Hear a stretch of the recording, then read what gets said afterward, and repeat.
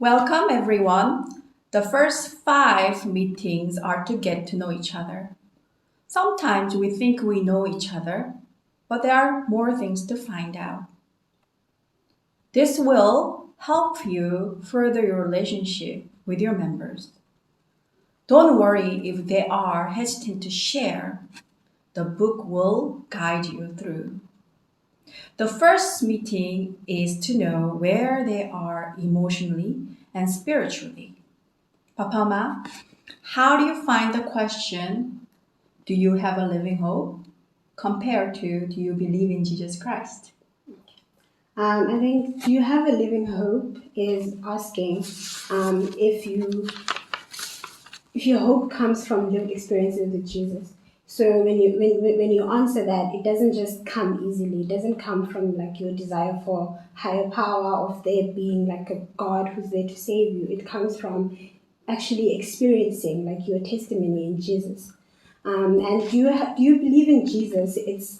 It's a more common question, and it's a lot easier to answer because you don't have to really think too deep about it. It's merely things that people hope for. People hope that there's Jesus, or they desire for there to be Jesus or to have a relationship with Jesus. So I think that's how they differ. Anyway. The logic wheel in the exercise, I would like to point out that this is not how you feel about your life now, but how you feel about your entire life. What kind of response have you been receiving from your members? So responses have varied a lot.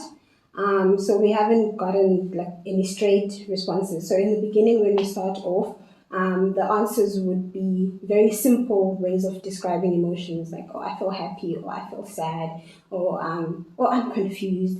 But the more we looked at the wheel and the more we saw different words to describe feelings, that's when we could find more feelings to relate to. So the longer we went through the plastic wheel and seeing emotions, that's when we could identify and put them with events that have happened looking back in our lives. So the responses have been very, very different, but they've also kind of helped me learn more as well about like the situations and their lives that they've lived.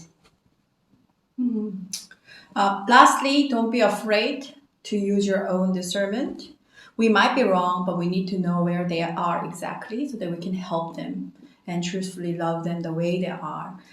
It is different from judging. From judging them, yes. Yeah. And they might also be very hesitant, so it's very important to pay attention to the things that they might be holding back, or like the places where they do hold back, because that's also going to help you in your discerning where they are. Because if you see, oh, they don't want to talk about this part of their life, then you know where exactly their deepest hurts are, for instance, yeah.